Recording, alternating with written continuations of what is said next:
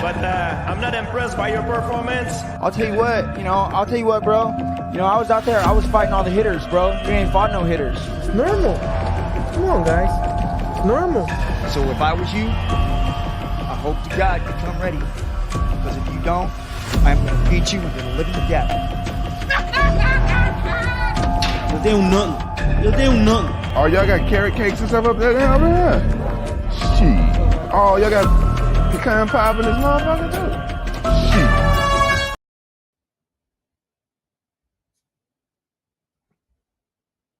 Episode of Dust Up Shakedown, episode 25, and helping me do that this week are my bros, my brother MacD, my brother Naz. How you man's doing? Let's start with Naz. How you doing, my brother? Yeah, man, I'm blessed, man. Happy to be here. I'm not gonna lie, I got a lot of shit to say about MMA, so let's get this going. What are you saying, Jordan? I'm good, mate. I'm good. MacD, whatever you want to call me. Big J, all of it. Yeah, I mean, I'm good, boys. I'm good. Having a good week so far. I want to hear what Naz has got to say about MMA. I'm getting excited now. What have you got going, son? Bro, it's not about UFC, fam. Everyone only does UFC. This is about MMA. Talking about the other big promotions in the world. Do you know what? We've not done though? Oh, the birthday boy. How you doing, brother? How was your weekend? Yeah, it's been a mad weekend. The weekend's been wild. The weekend's been really, really good. Thank you to everybody, everyone that showed love, everybody that that came with the birthday greetings and birthday wishes and stuff. Salute to all of you, man. Yeah, you man are the best. And my team, my crew, my people, them, my squad, man, them. Thank you so much, man. You really made man feel young and thing, man. So I appreciate it. You're only 25. People, the big 5-0. You hit it. He's 25, bro. Give you the credit, man. I just about to give you the credit that you man made man feel young and you're gonna add 5 years on my shit. What's wrong with you, man? You know what I mean? I've been after my kids. Like every time my kids are trying to put an extra year on the thing, they're trying to put extra 2 years on the thing like that. You're getting old. I'm like, no, calm down, man. You know what I mean? I'll still run rings around you on the pitch, boys. Don't you worry about it. You wishes. No, 100% though. Big up everybody, man. Carl Rossi, Wolfie, I see you, man. United Standard. Salute to you for joining us. Big up Afro Thunder in the house. Big up all the regulars in the house, man. Salute to all of you, man. Big up yourselves. Now, we've just had a nice little card that just went past, and it was a card that I was a little bit gutted at, especially the main event. But it is what it is. Now, let me come to Naz first, because Naz kind of saw something. He saw something might happen. You know what I mean? And Paul Craig versus Brendan Allen. Let's start there, right? For me, looking at that fight, I saw some high level jiu-jitsu shit. You know what I mean? I've not seen one quite that good since Brandon Moreno and Pantoja. I thought you would say Jordan Levitt and Chase Hooper. Never seen one that good since that. I'm going back to Moreno and Pantoja. Like that fight there was proper high level. What they did on the mat was proper crazy. And what we saw here was equally the same, because I thought these two were going to stand and bang. I didn't think these two were going to be going for submissions, trying to put each other out of submissions. But what did you take out of the fight, and what did you think of that main event in itself? Bro, honestly, man, it wasn't what I expected. Yeah, first thing, when I see big old Paul Craig coming in looking like a 205er, I thought, okay, like strength's gonna, young man strength versus a big burly man. Big first. I thought that's going to straight away negate itself out. But Allen was stronger, man. I just couldn't. Even now, I keep thinking about, like, how did Allen pick him up at one point? How can you do it if someone doesn't want to be lifted? And obviously, you saying the jiu-jitsu skills, they were obviously, that's super high level jiu-jitsu. If anything, I think he's probably up there, top 10 jiu-jitsu specialists in the Zuffa era of MMA, of UFC. Like, Paul Craig, he has wins over Jamal Hill, like, you know what I'm saying? Ankalaev, this guy is legit, and he did catch Brendan Allen in what was usually a game ender in most of his prior fights. He caught him in there as Allen was trying to catch him in a rear naked choke just before that. And most people will tap on that calf slice, especially when I see a lot of breakdowns now on it. It all going on how it pulled the knee and his ankle as well as going to the calf. And he went on about his knee and ankle afterwards. And I just thought, wow, like Paul Craig done what he done what he does. He done it. He not like the other fights against Usman where he didn't get to do it or Johnny Walker. He got to do what he does, and it still didn't really work out. And Brendan Allen, honestly, this guy, man, I reckon he might be a big contender in the future. I looked at his past record. I watched the Sean Strickland fight, and that fight, even though Sean Strickland was different back then, it was a highly competitive fight until Sean got the last third round choke, I believe. So Allen also followed the pattern. He had dead animal on his head. It seems everyone that had a hat with some kind of dead animal won their fight. So, on and on, bro. The world's his oyster, and I love him for bringing his daughter everywhere. His daughter was at the press conference during the fight. He was on the cage. He was looking for her afterwards. Everywhere he goes, she was there. Yeah, man. Look, it was a brilliant show, and the showing of skill sets, the amount of reversals that we saw. McD, let me ask you this: do you think this cemented Brendan Allen as legit as as legit as sold to us? Because people might have had doubts in the first place. Maybe if it comes against somebody as legit as Paul Craig, maybe he's going to be found wanting. But it didn't look like it, bro. It did not look like it. What did you make of Brendan Allen's win in that fight and his whole performance? I think it was a great performance, like Naz said. I wasn't expecting him to be able to pick Paul up, to be honest with you, and slam him down into the deck. But then it also goes into showing his strength as well. I wasn't expecting him to be able to wobble Craig as much as he did. I expected him. He's got better striking. We knew that he was going to have better striking, but I wasn't expecting the power to be hitting Paul. And he was at one point, going side to side, and then ended up having to duck in and go for a takedown as quick as he could to make sure that he didn't get absolutely flatlined. So yeah, it was not a shock. Like I say, I knew his striking was going to be better, but I wasn't expecting the power to be that much of a difference. And like you say, when they got down to the mat, it was technical. Paul had that calf slicer coming in. He was wrapping that leg up, stopping him from being able to get to move. But what Brendan Allen done really well is when they were up against the cage, was keeping the underhooks and stopping Paul from being able to advance in any position that he wanted to. It was just a great fight backwards and forth. And Brendan Allen, is this going to put him on the scene for people? Obviously, we see him against Sean Strickland. Like Naz just said, he went back and watched that fight where he got slapped about a bit. We've got a different Paul now. We've got a different Brendan Allen, who's a 5-6 fight win streak now.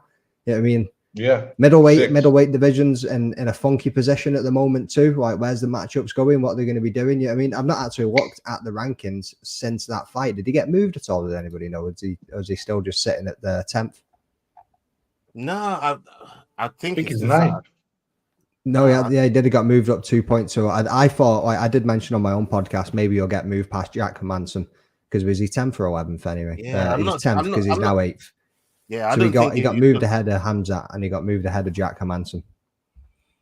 Yeah, and this is one of the things that I have with the whole Hamzat situation, because for me, I still feel like, and I was saying this on our last episode, that I feel like Hamzat should still get to see some of these top talents that's in the division. You can't, because I see Hamzat now trying to talk to Alex Pereira. I see Hamzat now trying to talk to Yuri. Like, Hamzat, do you bro, focus on one thing. Yeah, you can't jump from when Hamzat is ended up at in the position in the rankings where he found himself. It's not looking somewhere else, because he knows the path to the title at 185 ain't straightforward. There's bare killers down there, and these brothers trying to look for shortcuts to the goal. Though, what I will say is, one of your prior guests and friend of the show, Dricus du Plessis, has said after he goes out there and he beats Sean Strickland, he will take out the boogeyman. He is happy to give Hamzat that shot, and he is happy to go in against that fight. And he's already said, like, he thinks he can go in there and outmuscle people and outpower them. We'll come in here and test my strength. You know what I mean? When you're up that weight division extra, you know what I mean, that little bit higher, come in here and let's see what you can do, is what Dricus du Plessis is saying to Hamzat. Look, and And like Leroy just put in the chat there for us. Big up The my man in the brother chair. Leroy doing the Lord's Big up, work in man. the back. You just put up that statement there from Dricos. And before we digress off of the whole Hamza, because it's a topic that I want to come back to later on. The way he's been eyeballing the guys over there at 205, even somebody like Dricos giving him a shine and calling him out and wanting to give him a fight. Yeah, it's a big money name and it's a big fight, but at the same time, I still believe in meritocracy. And I believe, look, if you merit something, you should be able to then get the turn to go out there and get the job done. And I know that they're trying to run a business and these fighters are trying to get paid. Big up, Tony. Salute to you, Tony, man. Man, test run that shit, people. Big up the people that's using the super chat feature. And if you're using the thanks option, make sure that you're taking it around the block, you're test driving that shit. And on top of that, we got our membership feature as well. Make sure you're signing up to those exclusive perks and access on the channel. So big up to everybody that's been showing love so far, man. Thank you to all of you. Now, let me come back to Naz. Naz, we know that Brendan Allen, obviously, he's been talking about wanting to take a run at the championship. Now he's firmly in that top 10. Maybe he's moved up and he's been moved up a notch. What's next for somebody like Brendan Allen right now? Because for me, he's got to be knocking on the top 5 door right now. He does. He is, but he will have to be patient and see where certain chips fall. Yeah. I mean, Whitaker today just shut it down on his own podcast. He's like, nah, it's not our fight. It's not happening. He's in that no man's land. I think Delice just got booked. Like Hermanson fight's not feasible. Yeah, Delice just got booked, didn't he? Oh, he's in a weird spot where he might even need, if he wants to fight sooner than later, he might bloody need a welterweight to come up for him. But he was talking about UFC 300 as well. I mean, he doesn't really know himself. He's just happy that he's at that main event stage, going up the ladder. But with that win, like, he'll financially be fine for a while. That win, he's on a good contract now. He's got the win bonus, and night fight tonight. So I feel finish of the night, actually performance of the night. So I feel like he can sit back and wait, but he's ready to go right now. As far as the UFC, I'll try to. Where's Vettori at? Vettori, I'll possibly try to get Vettori, but Vettori won't. I don't think he'll take. I'm not sure, but Vettori's the kind of guy who'll be like, "F it, I'll do it." Like, yeah, fuck it, let's go. Okay, I don't mind. I'll give it to Marvin Vettori, or Whitaker might just need to bite that bullet. Like, it ain't about where you're ranked. It's like, this guy's a main event fight on the come up. This is where he's at. If you want to carry on being a main event fighter, you're gonna have to fight someone like him. Yeah, like you said, the difficult place where he's found himself right now is being in no man's land, and being in no man's land, sometimes it's a lonely place to be, especially in the UFC. We've seen certain fighters just be there. They can't get a fight booked. They can't get nothing. They can't get the fights together, and it's difficult sometimes. It's difficult when that happens. But for somebody as talented as Allen that we now see, because I now have, after seeing him with Craig, somebody that was a 205er, after seeing him with Craig and see the performance that he put on, because we know Brendan Allen don't just have submissions. Yeah, he loves to use the submissions, but he also got hands. He can knock people out. We've seen it. You know what I mean? So it's not like it's something. It's a skill set that he has to go and develop like that. It's something that he definitely has, and he can utilize when when the time comes. But Magdane, the thing here with Paul Craig, because he's got a fresh coat of paint. He wanted that run at the title. He came down from 205 to 185. What's happening with Paul Craig now? Does he go back to 205? Does he at 185? I think what's next for somebody like Paul Craig, brother?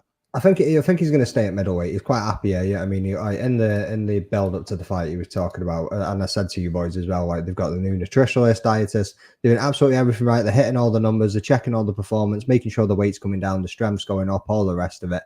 And it was just one of those nights where he got beat by the better man. Yeah, I mean, like, Obviously, a lot of people don't rate Paul. Like, they don't rate his hands. They don't rate like his jiu-jitsu. Some people like to moan about him, but like, you can never count him out. He's always got a shot at winning that fight, as we've seen him win at 4 minutes and 59 seconds before. I think he stays at middleweight, but again, it's a sticky situation given what as we just discussed, what the division's like at the moment. It's a bit of a funny one, isn't it? Yeah, I mean, he's probably going to have to fight somebody below the top 15 now. I'm not too sure where that one can go. Or maybe give him a Jack Hermansson. Or like, I don't think he's going to go anywhere above the top 10 anyway. Yeah, But obviously he just fought the number 10 ranked guy in Brendan Allen and got beaten. But I agree with you. For me, both fighters didn't really lose a lot of stock from that fight. There wasn't a lot of stock dropped from watching both of those guys. But let's move on from that main event and quickly get through the rest of the card. We have Marco Morales defeating Jake Matthews via unanimous decision. Chase Hooper versus Jordan Levitt submission in the first round. Peyton Talbot versus Aguirre rear naked choke in second round. We got Amanda Ribas versus Pinheiro TKO. What a fight! That was a fight of the night. That motherfucker. That was a good back and forth fight with them two.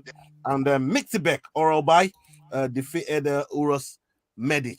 That's your boy, Naz. But before you done a Khabib, fam. But let me stick with McDane real quick for a second. McDane, can you tell me, out of those fights that I just mentioned, which one for you was like the pick of the night that you'd say, you know what, apart from the main event, obviously we just spoke about it, but from those fights, which one really stuck with you and you're like, you know what, I love this performance and I wasn't expecting it from them, but good on them? Well, wasn't expecting it from them, but got on them. Fucking hell.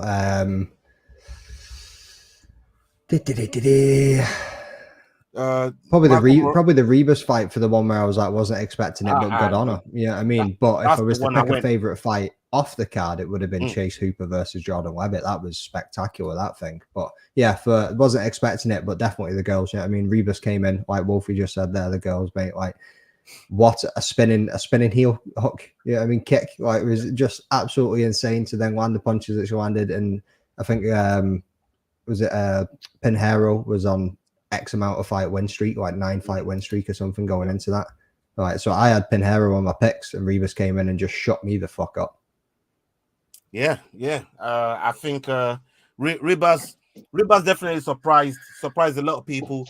But for me, in this fight, it almost reminded me of the fight that just happened recently. It was one of the reasons why I picked Ribas, because it reminded me of the Angela Hill versus Dennis Gomes sort of fight, where the experience just kicks in over some of these young prospects that that's coming through and trying to make a name for themselves of these very, very experienced fighters.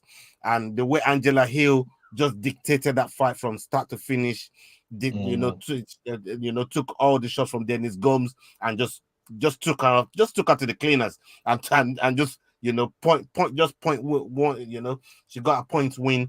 And here we have a finish from Amanda Ribas, which is even more how do you say?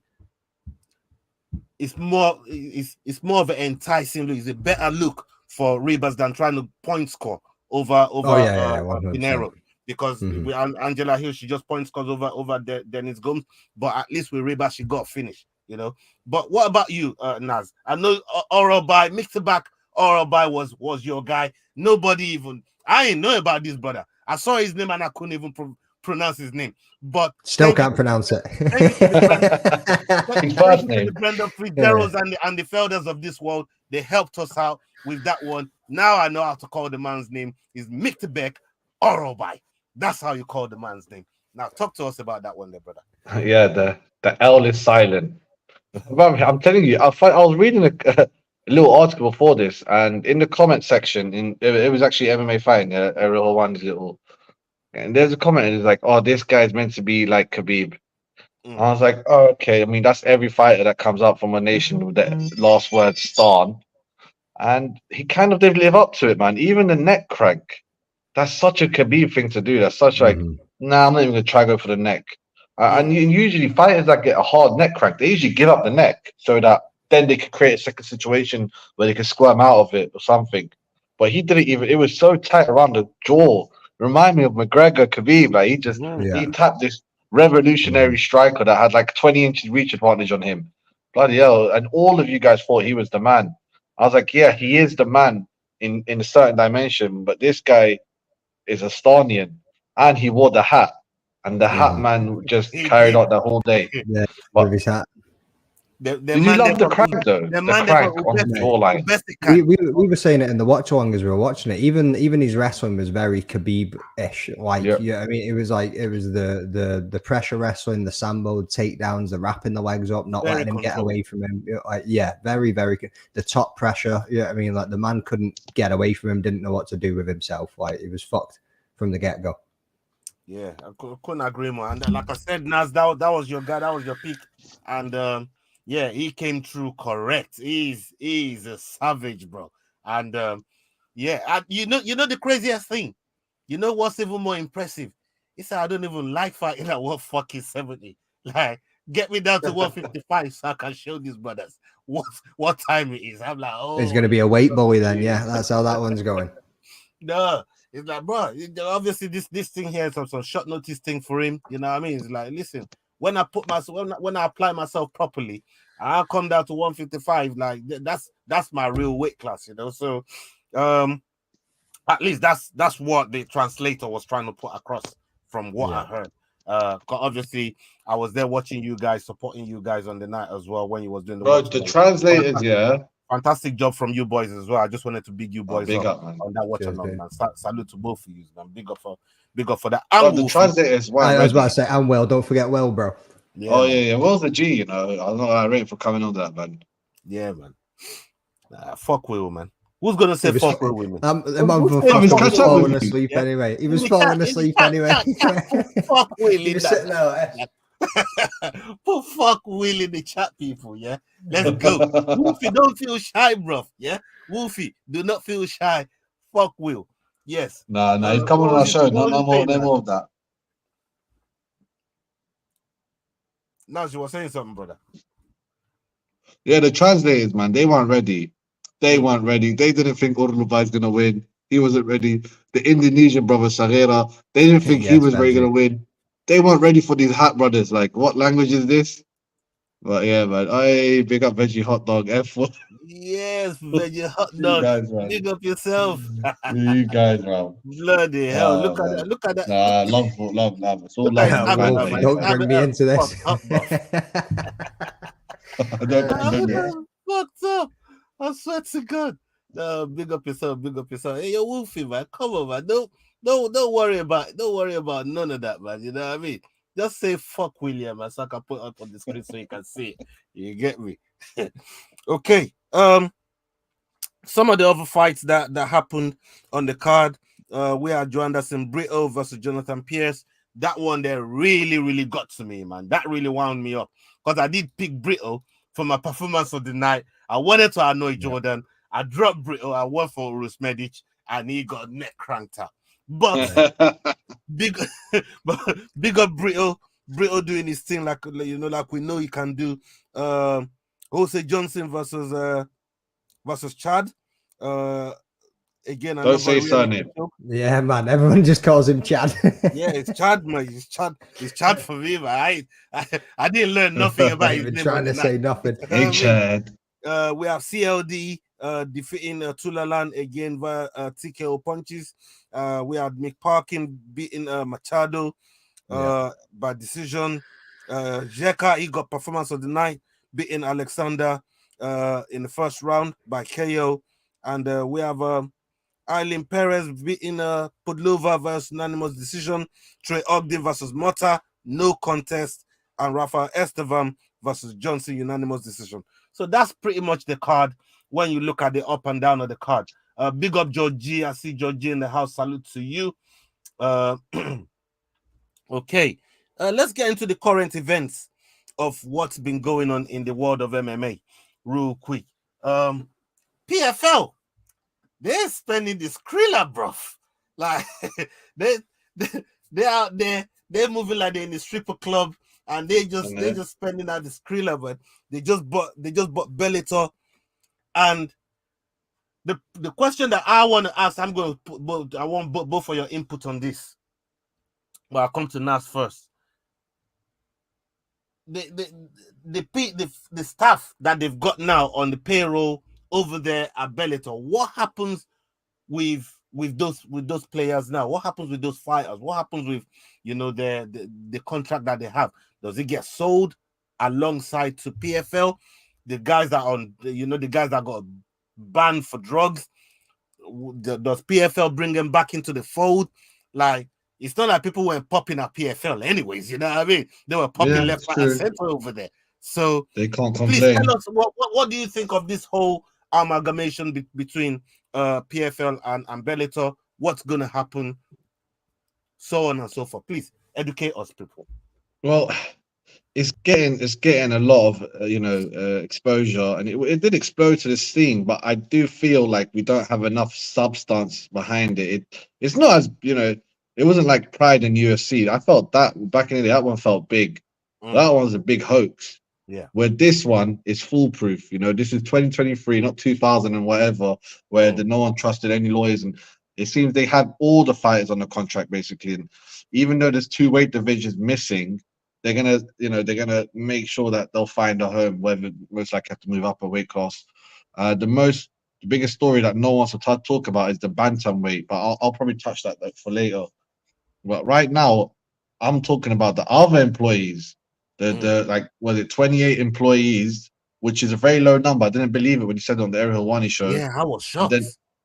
And then I watched the other show, Big John and McCarthy and Josh Thompson. They said there's much more workers, and they're like, oh, we're in a position where we're not like the other guys, where you can have 2 people in marketing and have 2 people working in marketing.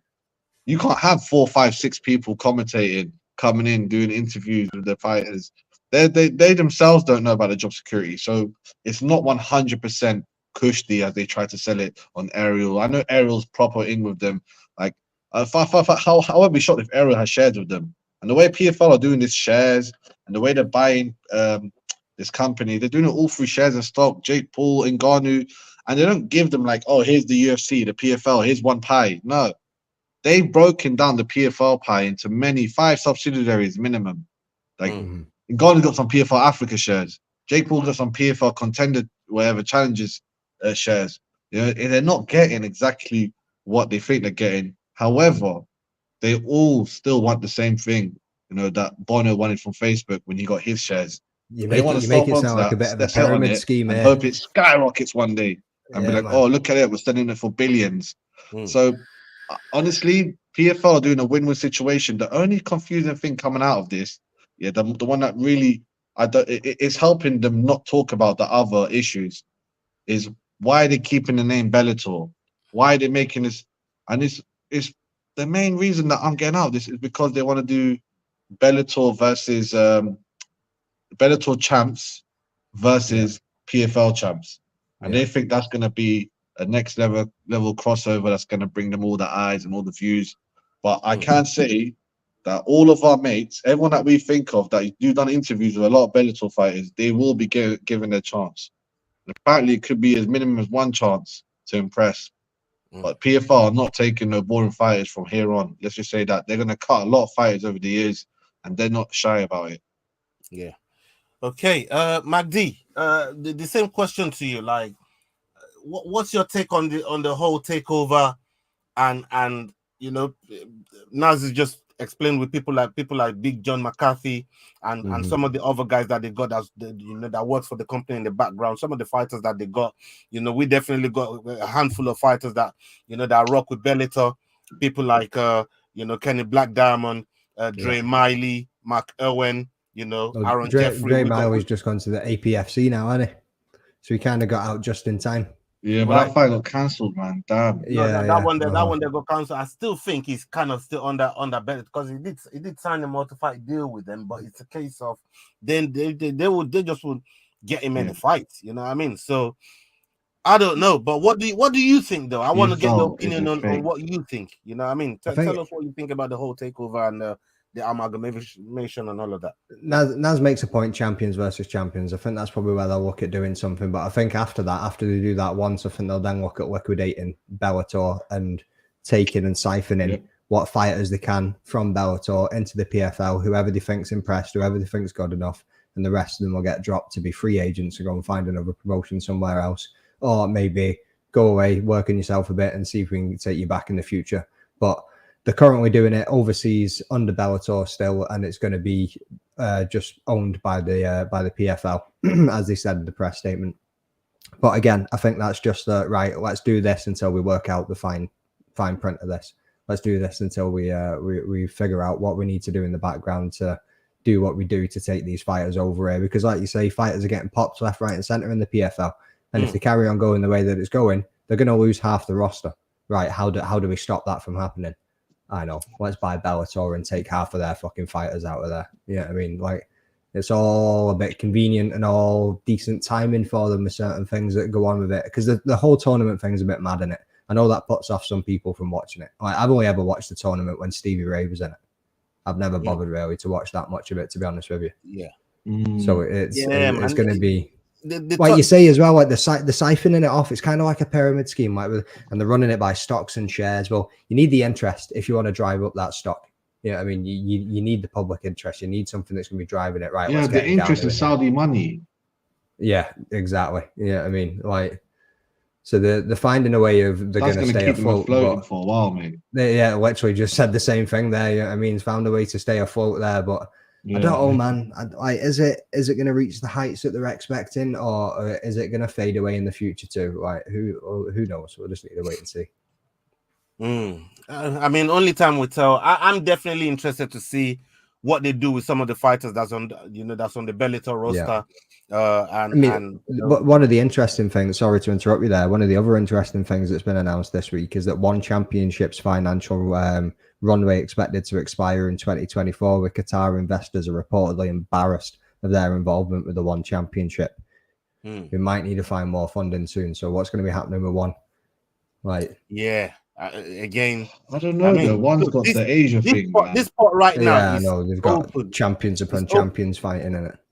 I wouldn't be surprised if the Saudis has got something to do with some of these takeovers that's happening right now, man. I will not be shocked, bro, if they had some kind of hand in it. 100%. In some of the acquirement that we're seeing right now. Okay,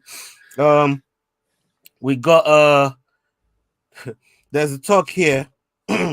Dustin still talking about Conor McGregor, like they're looking for that fourth fight. Obviously, he's just coming off of that BMF thing there with Justin Gaethje. And I mean, what's really next for Dustin? Because I do like Dustin. I like Dustin Poirier a lot. I like him as a fighter. I like what he's done over his career.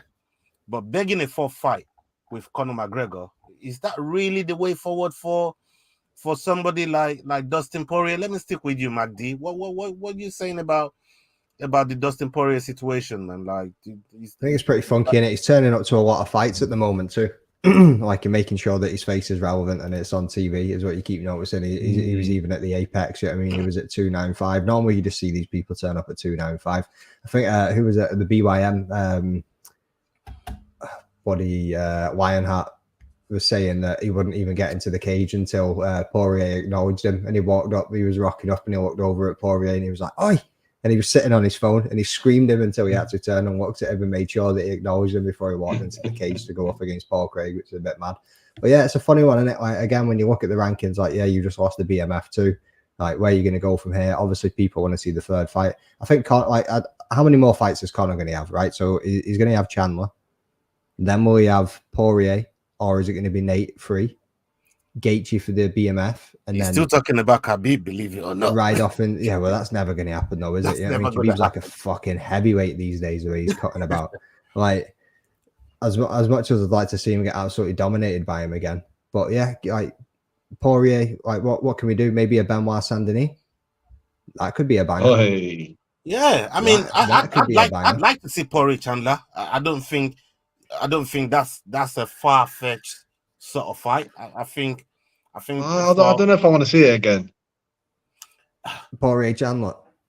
Yeah, number 2. Yeah, not too sure about that one either. I mean, look, this is what I'm trying to say. It beats Conor McGregor 4. This is what I'm trying to say.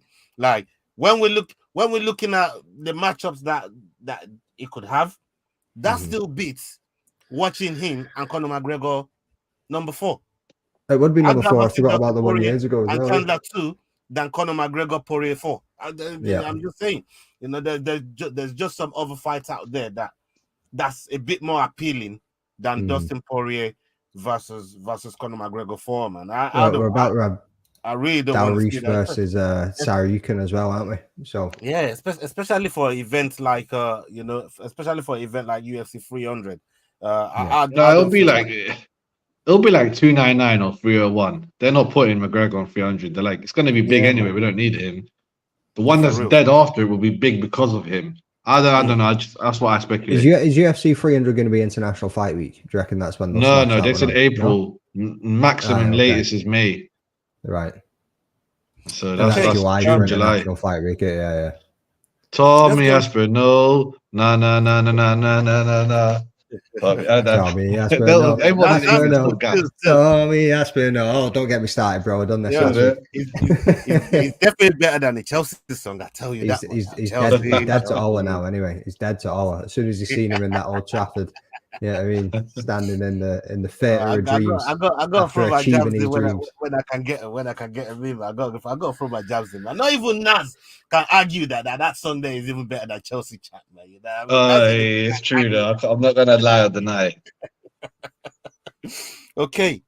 We got Dan Hooker. Dan Hooker is definitely stepping out of this fight here with Bobby Green, and he sustained the injury during sparring at CKB. But Bobby Green is like, who's gangster like me? Who's gonna step up on 10 days notice, on 11 days notice, and come and get that and come and get this work? Let's play matchmaking a little bit, like we just done here with Poirier's situation. Let's do it for Bobby. Did you see who said he was gangster enough? Who? Terence McKinney. That makes sense as well. Gangster enough. He said short notice for Drew Dober. Was it short notice for Frivola? Short notice for somebody else, can't remember who. And he was like, I'll do it. You know what? He should do it. He should. It makes sense. I'd watch that. I like those two. I definitely watch that. I think those two definitely viable. Who else is in the who else is in top 15? I mean, who else is there? Steamroller can't. He's suspended. Saint Denis is not. He's a gangster, but he's not on another level gangster like that. Like, that's like. There's only a few breads in this world, and Tommy Aspinall's one of them. Like, where it's like, oh, you want me to travel thousands of miles? No problem. You know, Mama's eating a croissant in France. Like, he's good. Yeah, and that's bouncing after a few days. And there's the tweet there from Terence McKinney. He says, "I'm gangster like that too." Matt Frivola 10 days notice. Drew Dober 8 days notice. And Brandon. Oh, Drew Dober rematch would be perfect. Yeah. Because he was getting pieced up by Bobby. He was getting pieced up by him. The little checks. Even he was landing these weird punches on him, like just snaking them. I'm like, how is he schooling this guy? But then he just needs one. But yeah, but Dober just beat Gwen in the first round. So he could. But Dober lost a steamroller. It's all the messeries up there, man. But this rematch will sell. Yeah, man. I think this one here is gonna be the T-Rex one definitely entices me, man. You know what I mean? I like it definitely. Let's hope they're able to put it together. Now we're talking about Dricus and Chimaev right now. From what you guys brought up earlier on, and I said it, for me, Chimaev does not merit any of these things, but I understand it. I understand the business. I understand the game. I understand bums on seat. You know what I mean? Eyeballs is all important, and Chimaev brings abundance to that.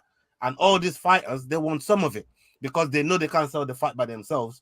So bring the next man that's gonna really, push the needle all the way up for them. And look, and look at that, 10 hours to become a champ for real. Shout out to T Terence Balelo, man. Shout out to him, man. You know what I mean? Whilst we're on the Terence Boello, get yourself over to Shout out to millions.co. that We brother, got man. some 10 Black hours to Friday become a fan, sales. man. Get That's yourself some Terence Boello that's gear. that's still something that you know that goes on in my head. And people, Wolfies let me know that the champ graced him with his presence on his channel. So make sure you go and check that content Nice, out mate. on the Wolfang channel. Make sure you go and support him and check out what he's doing over there. Yeah, man, big up. Okay, so for me, Chimaev, I don't know. I still say he needs to see some of those guys in and around. So it's for somebody from the top now. Well, not somebody from the top, but it's I still think he needs to see some of those guys between 5th and 8th, 5th and 9th. You know what I mean? He still needs to see some of those guys. Whether he does or not, I don't know. But I mean, some of these guys, at least some of the guys that's fought for the title before, you know, the Vittoris, the Cannoneers. Go and see some of those guys and let's see how you do with some of those guys. You know, some of the guys that's at least fought for the title before. Maybe they didn't win, but they've at least been there. And if he beats them, then he shoots them right back up and say, you know what? Maybe Chimaev is ready for the big time. Even Costa get that fight booked again. Yeah, I mean, let's see what happens with that. Let's see what actually happens with that fight. Yeah, Costa's really a waste man. This guy, no one wants to fight him because he's because like I ban him. Like if you pull out once with me and you're a clown, like if Cannonier pulled out, you're like, oh, this is the most respectable human being pulling out.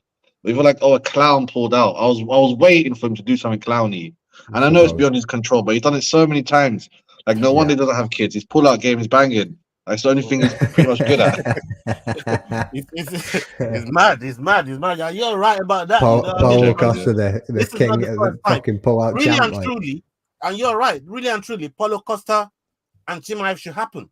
I think both of them, they really need to get the date together and get it sorted out. So, yeah, man, I think that's the fight that really should happen.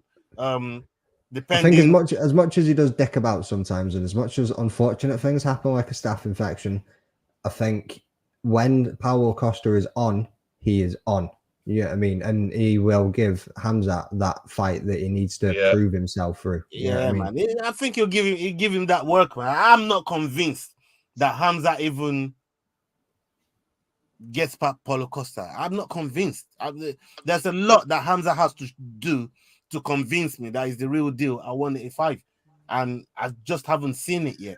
And once I see it, I'll be fully on board because I'm there. I'm just looking to step on the train, and that train ain't left the station yet. You know what I mean? Still begging for passengers to come on board. People like myself, we're still waiting to see him do something at the top of the division, man, and it'll be interesting to see what happens.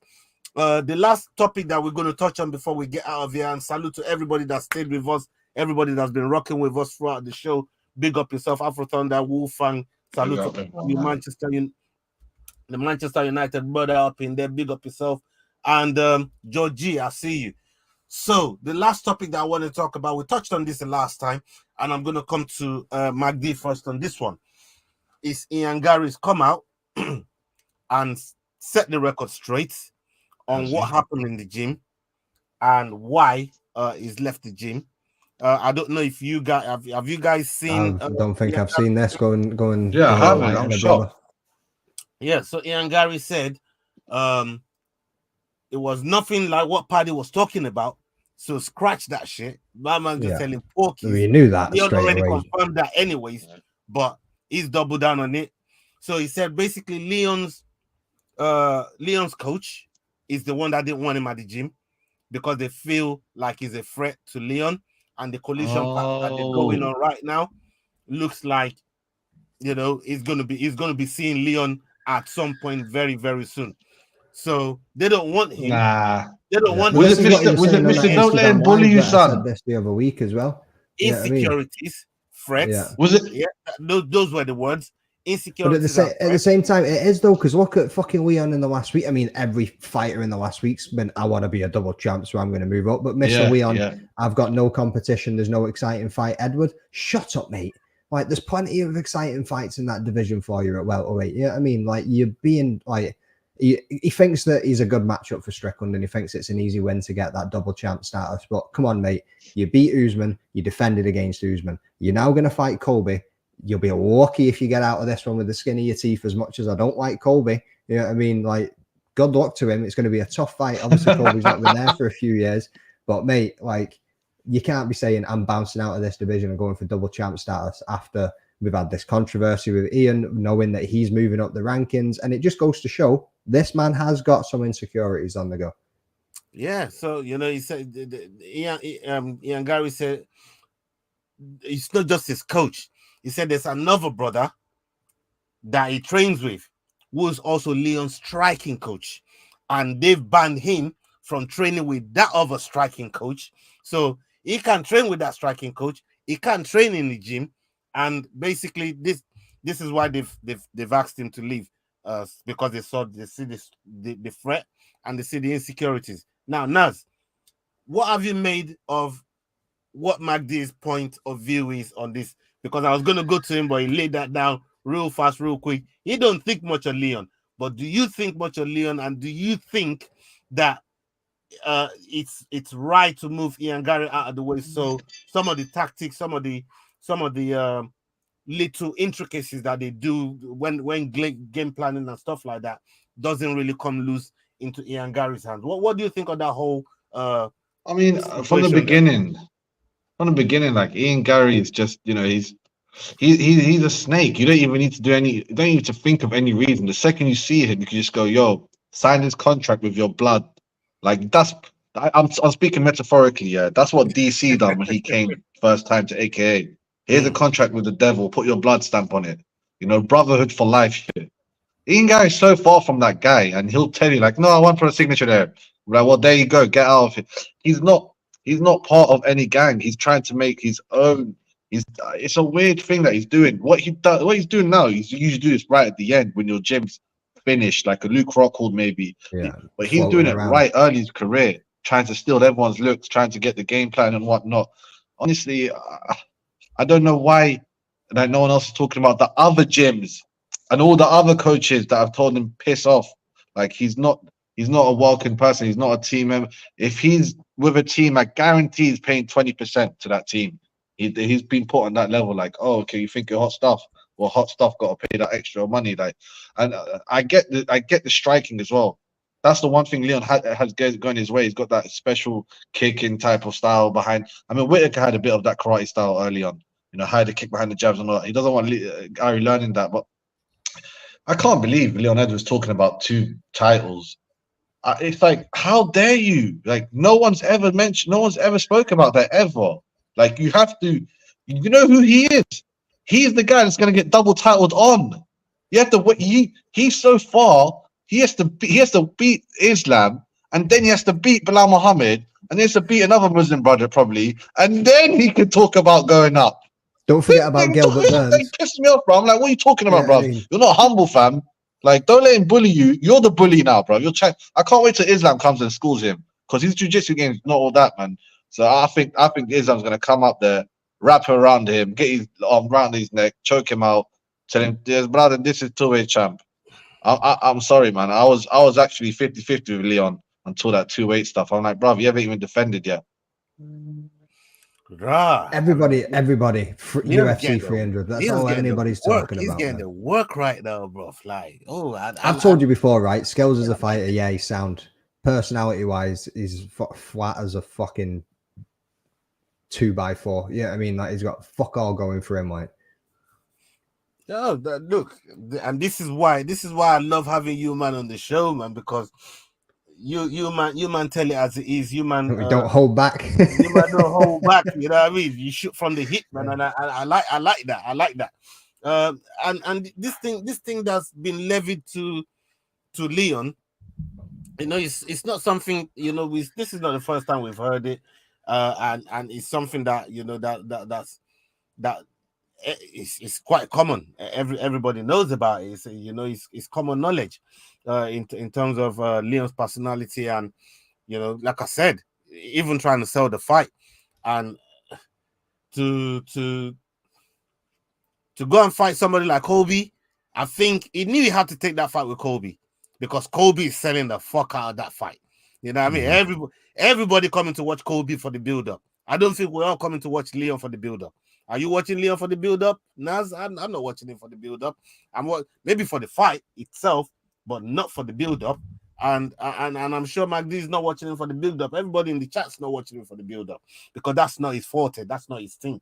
But at the same time, like you said, you know, there has to be a certain amount of defenses, you know, for Volk to really dare to dream. For Volkanovski, do you know the amount of defenses he put in at 145 to even think about going to do that? You know, people like Triple C, the amount of work that they put in, you know, Amanda Nunes, who's another double champ, the amount of probably the GOAT of the double champs. Yeah, I mean, yeah, like, you know, the defenses that she had to put into to get those privileges. So I believe the amount of defenses that you put in, even for Easy when he went up to 205, the amount of defenses he put on before he even got the chance to go to 205, you've got to rack up them defenses, in it. Even Conor, right? So yeah, he went against like I wouldn't say a washed Eddie Alvarez, but he mind games, all the rest of it, and ended up having a spectacular performance against him. I think Conor's probably the only one that I didn't respect out of all of them. Like, obviously, because he just smashed that Aldo fight and went straight into it. I know. And don't defend it and all the rest of it. But at the same time, it was the come up, the hype. They couldn't not do that. Yeah, I mean, like they had to go with that one. Like you say, bums on seats. I just didn't like it, but I understood it. I got it. You know what I mean? With this one here, I don't get it. You know what I mean? Like your last defense, some people said the fighter you beat, maybe even won. It's not even like one of those. So Naz has been overheated. You need to get a fan on your phone, bro. Naz has been streaming. He's been streaming. I know it was on Tony's show before he came here. So big up yourself, Naz. We're just about to end it now, anyways, man. But let me quickly ask you: you going to Newcastle on the weekend for Cage Warriors? Our boy Rhys McEwan is on there for the vacant bantamweight title. We even got the 205. Modestas' belt is also up for grabs on that card. No, that's been called off, I think, for an injury. Yeah, so boom, there's only two on there now. There's only two title fights. Okay. You got the middleweight and the bantamweight. Yeah, gotcha. So I actually just watched Stanton in London defend it against James Webb as well, and James Webb was doing one like hell of a fight to begin with, and I thought James might have took it, and all of a sudden Stanton came out of nowhere and just blasted him, and I was like, shit. It's crazy, bro. It's crazy, man. But that card, I look at that card and I see 18. There's 18 fights on the card. Yeah, like it's incredible. Do you know what time the fights start on the card? So we got an email a couple of weeks ago saying that the doors are opening at 3. Now we've lost this light heavyweight. I think the doors are opening at 4:30, or maybe the fight's due to start at 4:30. Let me fucking double check. Right. 1 second. Okay. Doors at 4:30 on Saturday. Right. So okay. How long does it take you drive up? Nah, bro. Like I said, it's a good maybe. Yeah, I don't want to push it. I don't want to fuck it up. It's a good maybe. It's a good maybe. Yeah. See, when I'm on the road, on the way there, and I give you man a call, that's when you know that that maybe is actually been turned into a yes. So, but I'm because I still got plans on the day. So I probably not going to be turning up till about 8:00, something around that time. And there's still going to be bare fights. Still bare fights on that. Yeah. On the card, there's going to be plenty of fights to catch. But I like how Cage Warriors done it, because I went and seen them at the Indigo at the O2, and they're pretty quick how they turn them out, even with a lot of fights on it. The one thing that I will say to people, if they ever go and watch Cage Warriors at the Indigo, get a seat. So you're standing there for 7 or 8 hours. Watch it. It's an epic setup with the way that they've got the stage and everything, mate. But my old man knees were kicking in. I had to go and sit down against the wall. I was dying, man. I'm too old to be standing for that long, man. Yeah, fuck that, bro. I'm never doing that shit again. Like, that's what I was saying to the boys. Yeah, I'm way too old to be standing for that long, man. You know what I mean? No. Seriously. Yeah, man. So, but I'm looking forward to the weekend. hopefully I get to meet you in person. I get to meet Jordan in mate, person. can't wait. Hopefully yeah, you turn up, bro. We can kick it, you know what I mean, on the concourse, maybe after the fights or whatever, you know what I mean. We'll get the Fight Week show face off outside the stadium. You know what I mean? Yeah, man. That'll be cool still. And hopefully we get to see some of these fighters and fingers crossed for Rhys McEwan. He gets to raise. He gets his hands raised and he becomes the I'm pretty sure he will. He's sounding confident from the interviews that we've seen and stuff. I mean, he's looking good, man. He's looking fresh. So he's going to bring the belt back to Scotland just in time for Cage Warriors coming to Scotland next year, which I can't wait for as well.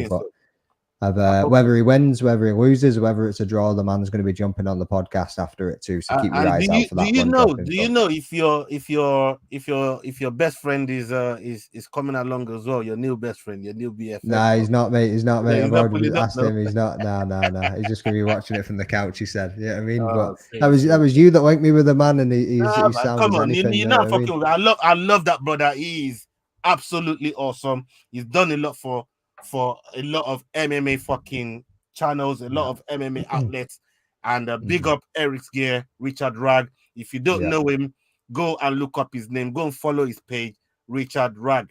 Eric's Gear is the man that connects. It connects a lot of dots. Legend in the MMA world, man. Trust me. And his networking is next level. About him. And really, really good guy. He's a good guy to everyone. And when you got somebody like that can do them things, you always got to show love, man. You know what I mean? Let me just give a shout to Wolfie here. Like, so I never applied for a media pass for Newcastle. Octagon Newcastle is what I've gone for in January. So the guy did say to me, "Thanks for your interest. I'll get back in touch with you closest to the date." So it sounds like it's a yes, but I've not had a confirmation proper yet. So, but now I'm just going to watch the fights in Newcastle, enjoy them. But back to Eric's Gear. 40% off just now and some wicked. If anybody does any training or anything, he's got some phenomenal Muay Thai shorts, MMA shorts, MMA t-shirts. I mean, he's got some wicked samurai designs on some of them. He's been sending me some concepts. He's got some epic stuff in the pipeline that's going to be coming along. But at the moment, up to 40% off. Go and bag yourself a bargain for some high quality training gear. Yeah, man. Eric's Gear is the man. Eric's Gear is the man. And if you don't know about Eric's Gear, that's it right there. You know what I mean? Yeah, if you really want the best gear to roll on the mat, to do all those good stuff. The only thing Leroy rolls is out of bed. Yeah, I mean, do all the good stuff that Leroy be doing in the mat. Yeah, man, that's the place to go. So go and check out his page. Go and check him out. He's really the guy. And yeah, man, big up to everybody that stayed with us up until now. Salute to all of you, man. Big love every single time. We're going to be back on Friday. Keep an eye out for us for our prediction show. And up until the next video, hasta la vista, people. We're out. Salute. Peace. Big up.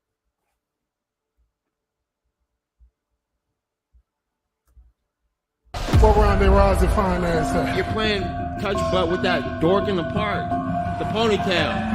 And I'm the one who ain't got no training partner? I don't think so. You seem to have it all figured out when we're fighting.